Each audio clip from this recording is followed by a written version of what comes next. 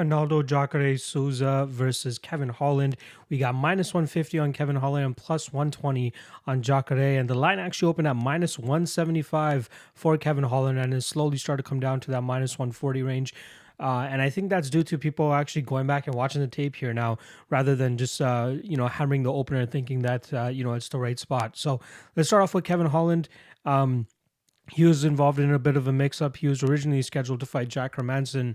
Well, actually, Jack Hermanson was originally scheduled to fight Darren Till this past weekend. Then it switches to Kevin Holland. Then Kevin Holland tests positive for COVID, and then they pretty much just play musical chairs with him and Marvin Vittori.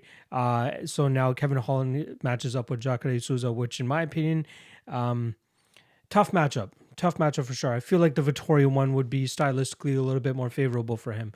Now, that's interesting to say, considering that we're talking about a 40-year-old Jacare Souza. He will be, oh, wow.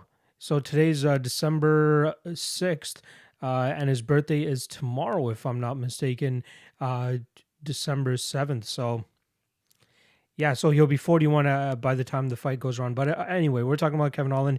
He's on a 4-fight winning streak currently.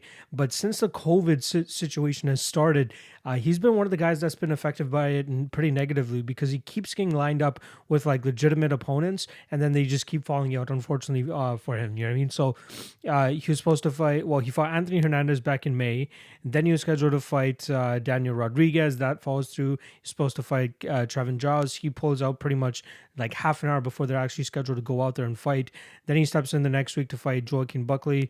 We obviously know Buckley is on a bit of a skyrocket trajectory right now, given that crazy knockout that he had over Impa Kasanganay. Then he steps in against Darren Stewart. Not bad of a matchup. Then he was scheduled to fight Mahmoud Muradov, which was going to be a great fight.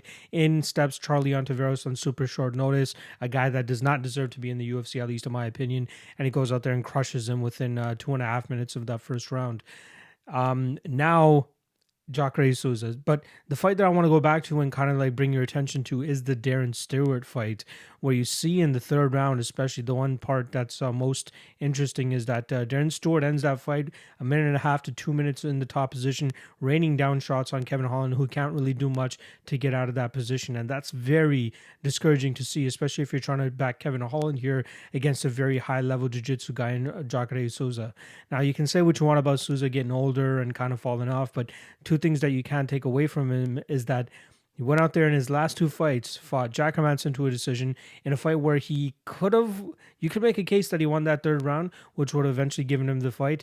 That was the Jan Blachowicz fight. But the Jack Hermanson fight, loses a decision, super short notice for Jack Hermanson, goes in there, gets the upset. Then the Jan Blachowicz fight, that's the fight where he won the first two rounds. You can make an argument for that third round. One judge even scored it for Jacare Souza that night, and then Jan Blachowicz ran away with the second two. But Jacare ends up on the losing end there. So what we have to notice here is that Souza is still being somewhat competitive against top echelon of each of these divisions, whether it's middleweight or light heavyweight. He doesn't seem to be a guy with much chin issues, which seemed to be a bit of a narrative on him following that Robert Whittaker fight where he got knocked out. That was April of 2017, so we're talking close to 4 years ago now that he got knocked out, and he hasn't been knocked out since. And he's been fighting a couple of heavy hitters here and there: Derek Brunson, Kelvin Gastelum, Jan Blachowicz. Even you can say he's a heavy hitter now, and he's been able to walk through it. So Kevin Holland, not really known to be that one hitter quitter type of guy. Likes to mix it up, likes to kind of outpoint you if that's the style that he's looking for. And then he also has some decent jiu-jitsu, but there are instances where it gets a little bit hairy for him and he shouldn't be stuck in certain situations. Again, like the Darren Stewart fight, gets taken down a couple times. Takedown defense doesn't seem to be the greatest, which is a bit of a concern here, considering if Jacare gets him down, it might just take one takedown. You know what I mean? Given, Jacare is definitely going to be much bigger and stronger here. He will be slower, obviously. Kevin Holland is going to have the speed advantage. So I like Holland on the feet, but not by a crazy amount. You know what I mean? He he still makes some mistakes in terms of just. I believe that he'll be the one backing up here. I believe Jacare will have a pretty decent or easy job of kind of pushing Kevin Holland up against the cage, getting him behind that warning track, and then getting the fight to the ground. I feel like if he truly wants it, he can get it there. And with Jacare, he is a high level jiu-jitsu guy. That's something that you can't take away from him. Even Damian Maia, getting up there in age, but he's still able to go out there and choke out some of these younger guys. Um, let's not forget Kevin Holland got choked out by Brendan Allen just over a year ago, and he's shown takedown inefficiencies against Darren Stewart last time around. Even though he won that fight, that was a very close fight, and definitely got some of his grappling acumen a little bit exposed. Yeah, he's they claim he's a high level jiu-jitsu player under Travis Lutter. We see it at times. Even at the Gerald Mearshart fight, we see them pretty much going back and forth the entire time.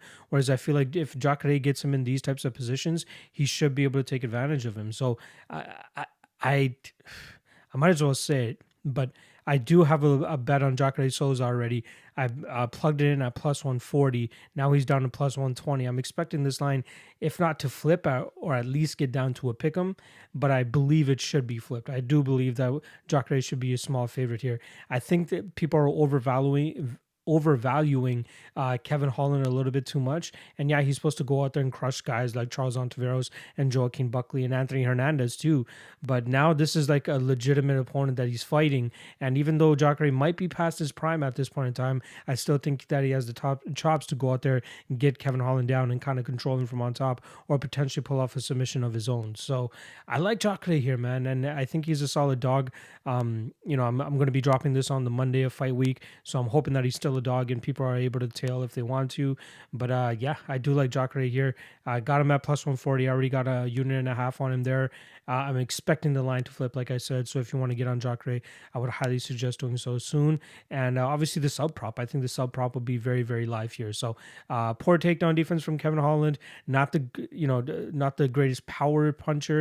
Does throw volume out there, but I don't think that's going to be enough to really deter Jacare Souza from continuously moving forward here, landing some big shots and throwing some big shots, but eventually getting the fight to the ground and really getting his jiu-jitsu going. So once again, I'll take Jacare Souza to win this fight via first or second round submission.